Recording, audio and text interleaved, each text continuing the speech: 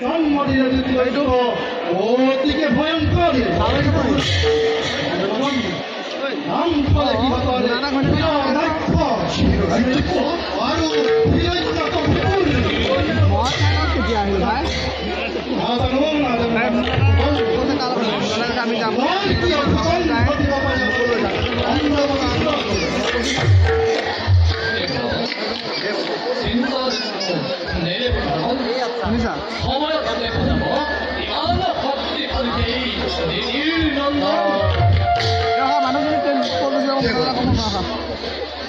দেবতার সব গৌরবত্বে দেরি পুরি